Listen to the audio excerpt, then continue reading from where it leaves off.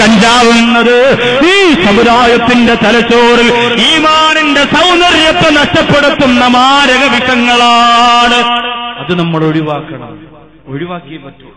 ഇന്ന് സിഗരറ്റ് വലി അല്ലെങ്കിൽ ലഹരി ഉപയോഗിക്കുക, ചുണ്ടിനടിയിൽ ലഹരി തിരികെ വെക്കുക, എന്നിട്ട് ഇങ്ങനെ സംസാരിച്ചുകൊണ്ട് പോണ ചെറുപ്പക്കാരെ ഇങ്ങനത്തെ വാങ്ങി കേൾക്കാൻ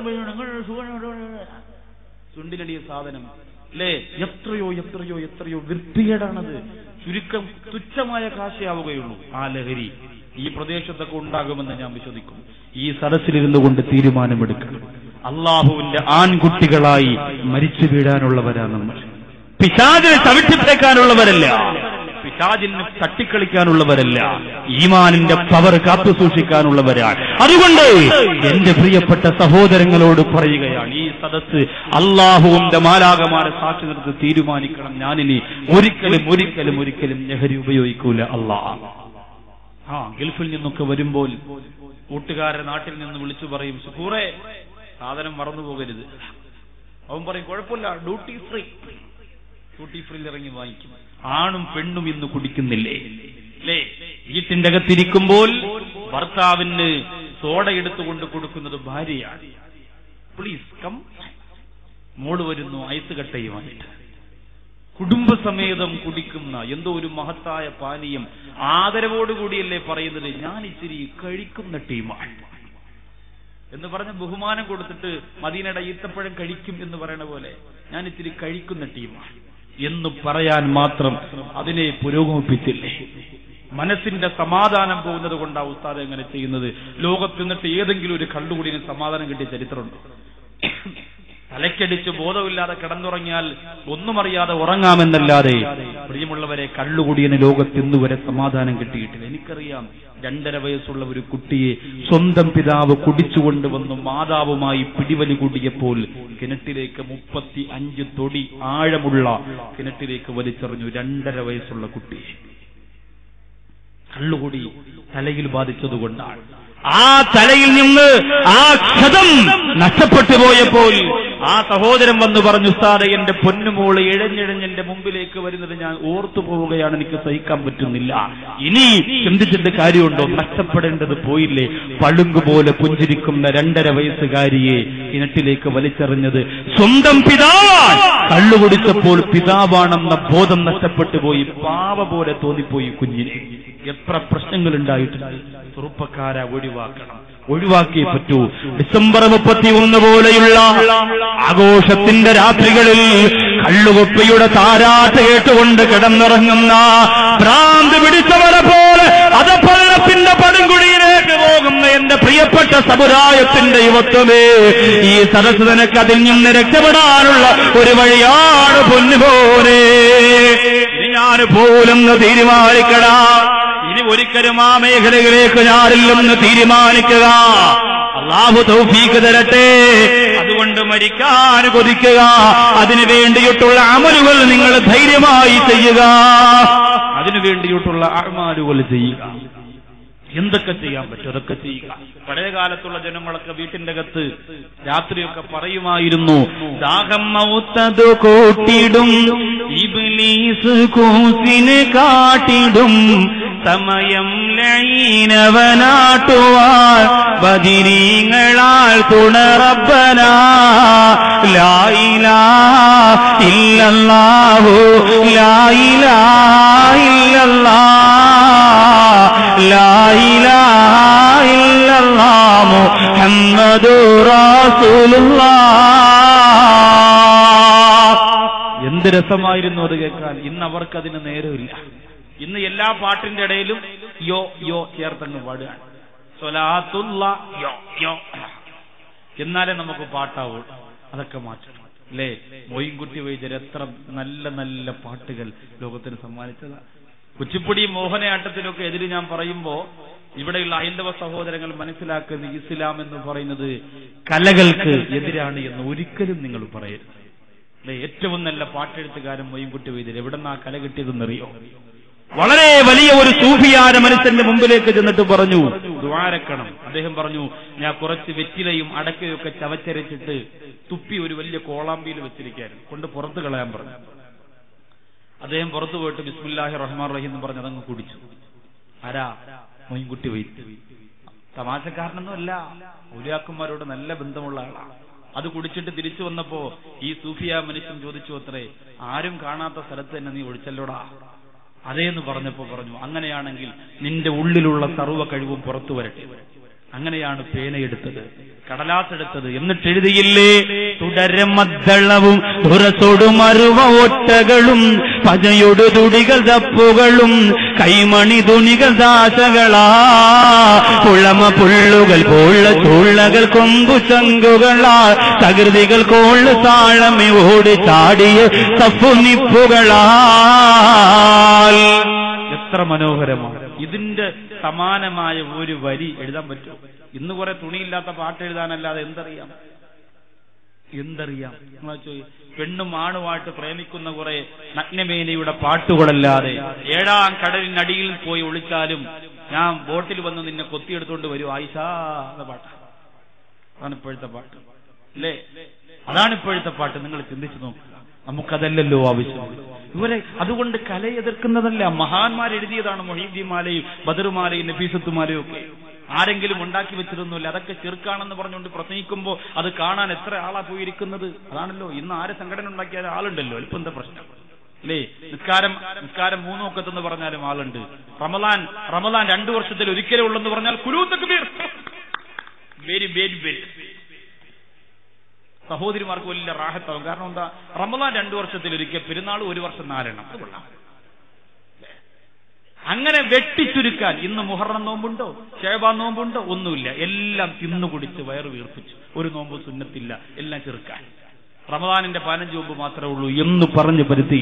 അത് കേൾക്കാനും കുറെ എണ്ണം ഇങ്ങനെ നടക്കുക. വലിയ ദീനിന്റെ ആൾക്കാരായിട്ട് കച്ചത്ത് മറ്റേ സാധനം വെച്ചു. എന്തിനാ?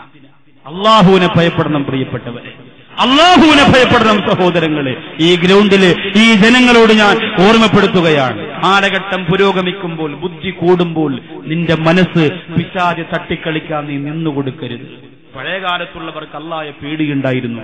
അതുകൊണ്ട് തന്നെ രാത്രികാലത്ത് ഇശാ മഗ്‌രിബിന്റെ ഇടയിലുള്ള പ്രധാനപ്പെട്ട സമയത്ത് സീരിയലും റിയാലിറ്റി ഷോയും സിനിമയും ഒന്നും അവർക്കില്ലായിരുന്നു. പിന്നെയോ അവര് തസ്ബീഹ് എടുത്ത് വെച്ചുകൊണ്ട് സുബ്ഹാനല്ലാഹി വബിഹംദിഹി സുബ്ഹാനല്ലാഹില്ലദീ വബിഹംദിഹി അസ്തഗ്ഫിറുല്ലാഹ് എന്ന് മനോഹരമായിട്ട് അവർ പറയുമായിരുന്നു. അപ്പൊ ഒന്നാമത്തെ കാര്യം അള്ളാഹുവിനെ കാണാൻ കൊതിക്കുക. ആ കാണുന്നത് മരണത്തോടുകൂടിയാണെങ്കിൽ മരിക്കാൻ കൊതിക്കുക. കുറെ ഖുർആൻ ഓതി ദിക്ർ ചൊല്ലി നിസ്കരിച്ച് ഇൻഷാ അല്ലാഹ് ഇന്ന് മരിച്ചാൽ ഏകദേശമുള്ള ഉത്തരവാദിത്വമൊക്കെ ഞാൻ ചെയ്തിട്ടുണ്ട് എന്ന് പറഞ്ഞ് ഓരോ ദിവസവും തൗബ ചെയ്യും. എല്ലാ ദിവസവും രാത്രി ഉറങ്ങുന്നതിന് മുമ്പ് അല്ലാഹുവേ, ഞാൻ ചെയ്തു പോയി തെറ്റുകൾ പുറത്തു താള്ള, ഇനി ഒരിക്കലും ഞാൻ പോകില്ല പടച്ചോനെ, അങ്ങനെ ഖേദിച്ചു മടങ്ങി ഒരിക്കലും ആ തെറ്റിലേക്ക് പോകൂല എന്ന ദൃഢപ്രതിജ്ഞ എടുക്കുന്നതാണ് തൗബ. അല്ലാതെ അള്ളാഹു എന്നൊരു പെണ്ണ് നോക്കി പോയി പുറത്ത് അല്ല ആമിയറാമ്പോ 10 മണിയാകുമ്പോ വീണ്ടും ഒരു സുന്ദരി പോകുന്നു, മൊബൈലുണ്ട്, ക്ലിക്ക് പടച്ചവനെ പുറത്ത് അല്ല. ഇതിന് പടച്ചവൻ അങ്ങനെ ഇരിക്കൂല. എന്നൊക്കെ തോന്നുമ്പോ കൈ നീട്ടിട്ട് ഇങ്ങനെ ആക്കാനും തോന്നുമ്പോ കൈയിട്ട് വരാനും അള്ളതിന്റെ കളിപ്പാവയൊന്നുമല്ല. ഒരു കാര്യം പടച്ചവനോട് പറഞ്ഞ ഞാൻ ഇനി പോകൂല എന്ന് പറഞ്ഞാൽ പോകൂല, തീരുമാനിക്കണം, അതിന് സാധിക്കണം. എവിടെ വെച്ചാണ് മരിക്കുന്നതെന്ന് പറയാൻ പറ്റോ? സഹോദരിമാർ ചിന്തിച്ചു നോക്കി. ഇന്നത്തെ പത്രത്തിൽ വാഹനത്തിന്റെ അകത്ത് മരിച്ചു കിടന്നില്ലേ ഒരു കുടുംബത്തിലെ മുഴുവൻ അംഗങ്ങളും. ചിന്തിച്ചു നോക്ക് നിങ്ങൾ. ഇത്രയേ ഉള്ളൂ മനുഷ്യന്റെ ജീവിതം. എപ്പോഴാന്ന് പറയാൻ കഴിയില്ല. 4 വയസ്സ്, 5 വയസ്സ്, 10 വയസ്സ്, 20 വയസ്സ്, 30 വയസ്സ് പ്രായങ്ങളൊന്നും അവിടെ പരിഗണിക്കുന്നില്ല. അള്ളാഹു ആരോഗ്യമുള്ള ആയുസ് നമുക്ക് തരട്ടെ, അമലും ഇബാദത്തും ചെയ്യാൻ. അല്ലാതെ വേണ്ട. അല്ലാതെ കണ്ടവന്റെ വസ്തു വെട്ടിപ്പിടിക്കാനും കണ്ട പെണ്ണിന്റെ പിന്നാലെ നടക്കാനും കള്ളുകുടിക്കാനും കഞ്ചാവടിക്കാനും ആയുസ് കിട്ടിയാൽ നരകത്തിന്റെ തീ ഏറ്റുവാങ്ങാനല്ലാതെ ഉപയോഗമുണ്ടാവൂല നമ്മെക്കൊണ്ട്. അള്ളാഹുവിന് വേണ്ടി പ്രവർത്തിക്കാൻ, ദീനിന് വേണ്ടി ഖിദ്മത്ത് ചെയ്യാൻ, അള്ളാഹുവിന്റെ പൊരുത്തത്തോടെ മുന്നോട്ട് പോകാനുള്ള ആഫിയത്ത് അൽഹംദുലില്ലാഹ് നമുക്ക് വേണം. അള്ളാഹു തൗഫീഖ് തരട്ടെ. നിങ്ങൾ ഈ വിനീതന് വേണ്ടി ദുആ ചെയ്യണം. മരിക്കുന്നതുവരെ എനിക്ക് വാളു പറയണം. മരണക്കിടക്കയിൽ കിടന്ന് വാളു പറയണം. എന്റെ പ്രിയപ്പെട്ട സമുദായത്തിന്റെ ഈ ഇരിക്കുന്ന ചെറുപ്പക്കാരെ നാളെയുടെ വാഗ്ദാനങ്ങളാക്കി മാറ്റാൻ എത്ര പേര് മദീനത്തെത്തിയെന്നറിയും. സംഘടന വളർത്താൻ വേണ്ടിയിട്ടല്ല, പ്രസ്ഥാനത്തെ വളർത്താൻ വേണ്ടിയിട്ടല്ല, ഒരാളുടെയും ഒരധികാരിയുടെയും ആസനം താങ്ങി നിന്നുകൊണ്ട് പറയുന്നതല്ല, നിഷ്പക്ഷമായിട്ട് ഞാൻ പറയുന്നു. എന്നെ ഇഷ്ടപ്പെടുന്ന എന്റെ പ്രിയപ്പെട്ട സഹോദരങ്ങൾക്ക്, എന്നെ ഇഷ്ടപ്പെടുന്ന എന്റെ പ്രിയപ്പെട്ട പിന്നെ ചെറുപ്പക്കാർക്ക് അള്ളാഹുവിനെ മുൻനിർത്തിയിട്ട് ഞാൻ പറയും, നിഷ്പക്ഷമായി മരിക്കുന്നത് വരെ ഞാൻ അത് പറഞ്ഞു തരാം. നമുക്ക് മദീന കാണാതെ മരിക്കാൻ കഴിയരുത്, മക്ക കാണാതെ മരിക്കാൻ കഴിയരുത്. അള്ളാന്റെ ഹബീബ് നമ്മുടെ വീടിന്റെ ഉള്ളറയിലേക്ക് വന്നിട്ട് സലാം പറഞ്ഞുകൊണ്ട് നമ്മുടെ ഉറക്കിനെ ധന്യമാക്കുന്നതുവരെ എന്റെ ഇസ്ലാമിയത്തിന്റെ ആദർശത്തെ വാരിപ്പുടരുമെന്ന് പറഞ്ഞ് പടക്കുതിരകളെ പോലെ മുന്നോട്ട് കൊതിക്കുന്ന യുവാക്കളായി ഈ സമുദായത്തെ മാറ്റിയെടുക്കാൻ ഈ വിനീതന്റെ ശബ്ദത്തിനും ആരോഗ്യത്തിനും വേണ്ടി നിങ്ങൾ ദ്വാരക്കണം. അള്ളാഹു തൗഫീഖ് തരട്ടെ. അപ്പോ ഒന്ന്, അള്ളാഹുവിനെ കാണാൻ ഇഷ്ടപ്പെടുക. രണ്ട്, ബിഹുസ്നി വന്നി, അള്ളാഹുവിനെ കുറിച്ചുള്ള നല്ല ഭാവന ഉണ്ടാക്കിയെടുക്കുക. അള്ളാഹു അങ്ങനത്തോനാണ് ഇങ്ങനത്തോനാണ് അല്ല, അള്ളാഹുവിനെ കുറിച്ച് നല്ല ഒരു ഭാവന എന്റെയും നിങ്ങളുടെയും മനസ്സിലുണ്ടാക്കിയെടുക്കുക. അള്ളാഹുവിന്റെ റസൂൽ സല്ലല്ലാഹു അലൈഹി വസല്ലമ തങ്ങൾ പറയുകയാ, ലാ യമൂതന്ന അഹദുക്കും ഇല്ലാ വയുഹ്സിനു ളന്ന ബില്ലാഹ്. അള്ളാഹുവിനെ കുറിച്ച് നല്ല ഭാവന മനസ്സിൽ വരാതെ നിങ്ങൾ ഒരാൾ പോലും മരണപ്പെട്ടു പോകാൻ പാടില്ല. അള്ളാഹുവിനെ കുറിച്ച് നല്ലതേ ചിന്തിക്കാവൂ, എന്ത് തന്നാലും നല്ലതേ ചിന്തിക്കാവൂ. രണ്ട് കാല് നല്ലതുപോലെ നടക്കാൻ കഴിയാത്ത ഒരു സഹോദരൻ ഈ സ്റ്റേജിന്റെ ഫ്രണ്ടിലുണ്ട്. എവിടുന്നോ അത് കേൾക്കാൻ വന്ന കൂട്ടുകാരൻ. എന്റെ സദസ്സിൽ ഇങ്ങനെ ധാരാളം പേര് വല്ലണ്ട്, ചിലപ്പോൾ ഇതിനിടയിലും ഉണ്ടാവും. പക്ഷെ ആ സഹോദരന്റെ മനസ്സിൽ തോന്നാൻ പാടില്ല, വാക്കവി കയറി നിൽക്കണ വലിയ മലയര മണ്ടേരി, എനിക്ക് നടക്കാനും വയ്യ, എന്നെ കൊണ്ട് ഇവിടെ ഇരുത്തി അല്ലേ, അള്ളാഹു എന്ത് ക്രൂരത ചെയ്ത്, എനിക്കും കൂടി ഇങ്ങനെ കാലം എന്നില്ല, ഞാൻ എന്തെങ്കിലുമൊക്കെ ചെയ്യൂലായിരുന്നു, അതുകൊണ്ട് അള്ളാഹ് അങ്ങനെ ചെയ്തല്ലോ. ഒരിക്കലും ആ സഹോദരന്റെ മനസ്സിൽ തോന്നാത്തടത്തോളം കാലം ഇവിടെ കൊടുക്കാത്തതിന്റെ 100 ഇരട്ടി അള്ളാഹ് ആഖിറത്തിൽ കൊടുക്കാൻ വെച്ചിട്ടുണ്ട്. ഞാൻ കണ്ടിട്ടുണ്ട് റമളാൻ മാസം 20 റക്അത്ത് നിസ്കരിച്ച് ക്ഷീണിച്ച് എല്ലാവരും ഒക്കെ പിരിഞ്ഞു പോകുമ്പോഴും അത്രയും റക്അത്ത് നിസ്കരിച്ച പള്ളിയുടെ ഫ്രണ്ടിൽ പിരിവിന് വന്ന ഒരു സഹോദരൻ ആ പള്ളിക്കകത്തിരുന്നിട്ട് രാത്രി സുന്നത്ത് നിസ്കരിക്കുകയാണ്. ഞാൻ ബാങ്ക് വിളിക്കുന്ന ആളെ വിളിച്ചിട്ട് കാണിച്ചു കൊടുത്ത്, കണ്ടോ നമ്മളൊക്കെ വലിയ ക്ഷീണത്തിൽ പോയി കിടന്നുറങ്ങി 20 റക്അത്ത് നമ്മുടെ കൂടെ നിസ്കരിച്ച 1.5 കാലുള്ള ഇരുന്നും കിടന്ന് നിസ്കരിച്ചവനാ ഇപ്പൊ രാത്രി എല്ലാവരും പോയിട്ട് പള്ളിക്കകത്ത് ഒറ്റയ്ക്ക് സുന്നത്ത് നിസ്കരിക്കുന്ന കണ്ടോ. കാണിച്ചു കൊടുത്തപ്പോൾ അവർ അത്ഭുതപ്പെട്ടു പോയി. അതാ, അങ്ങനെ ആഗ്രഹം വേണം. അള്ളാഹുവിനെ കുറിച്ച് മോശമായ ധാരണ വരാൻ പാടില്ല. ബഹുമാനപ്പെട്ട ഇമാം ഗസാലി റളിയല്ലാഹു അൻഹു ഒരു സംഭവം വിശദീകരിക്കുകയാണ്. അള്ളാഹുവിന്റെ സ്വർഗത്തിൽ നിന്ന് യഖ്റുജു റജുലാനി മിനന്നാർ, 2 പേർ അള്ളാഹുവിന്റെ നരകത്തിൽ നിന്ന് ചാടിപ്പോയി. 2 പേർ നരകത്തിൽ നിന്ന് ചാടിപ്പോയി. ചാടുമ്പോ പിടിക്കാൻ അവിടെ മലക്കുകളൊക്കെ വെച്ചിട്ടുണ്ട്. അപ്പൊ നിങ്ങൾ വിചാരിക്കും, അപ്പൊ നരകത്തിൽ നിന്ന് ചാടിപ്പോവാൻ പറ്റുമോ? അങ്ങനെയാണെങ്കിൽ കർണാടകയിലെ ഏറ്റവും വലിയ ചാട്ടക്കാരൻ ഞാനാ.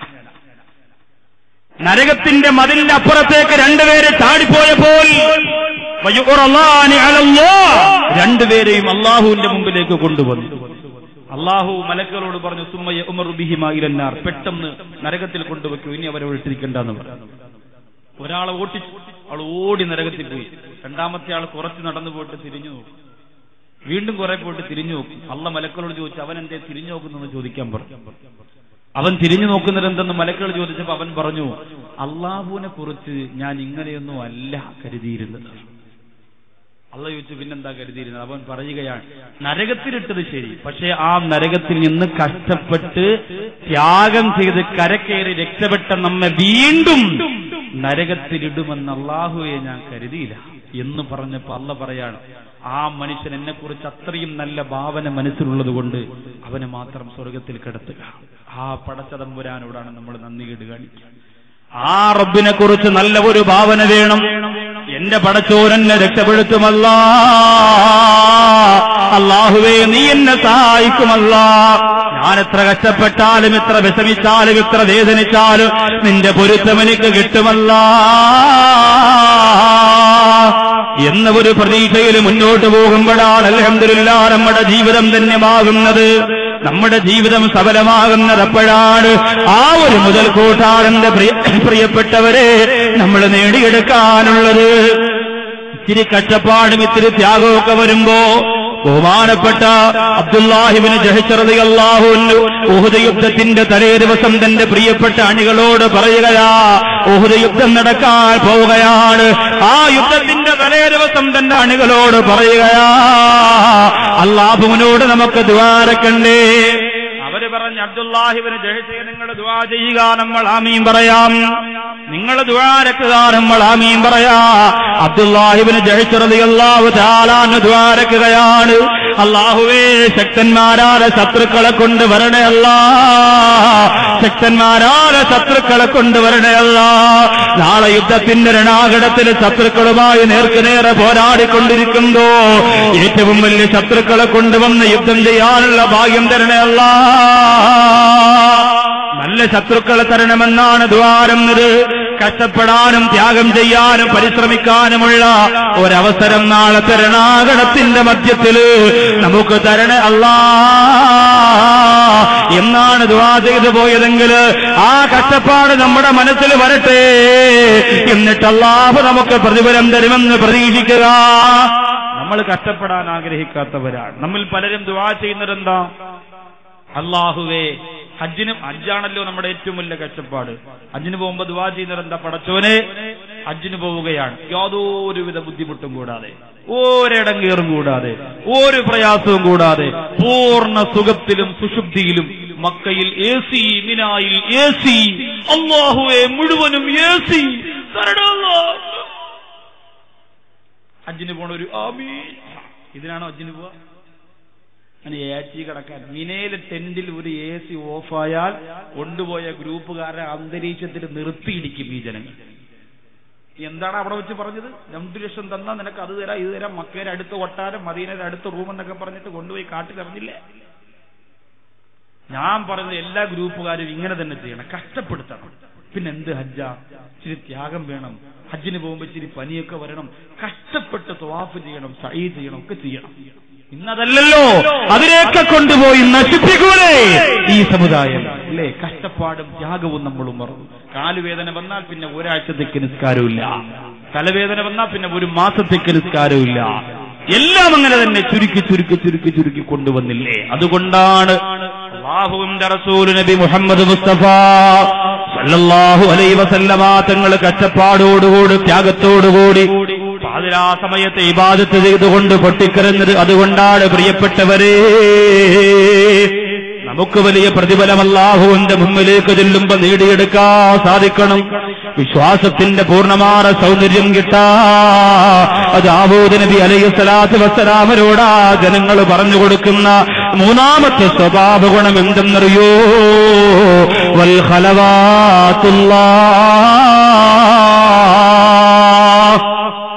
അല്ലാഹുവുമായി ഒറ്റയ്ക്കിരുന്നാൽ വിശ്വാസത്തിന്റെ സൗന്ദര്യം കൂടുന്നതാണ്. അല്ലാഹുവുമായിട്ട് ഒറ്റയ്ക്കിരുന്നാൽ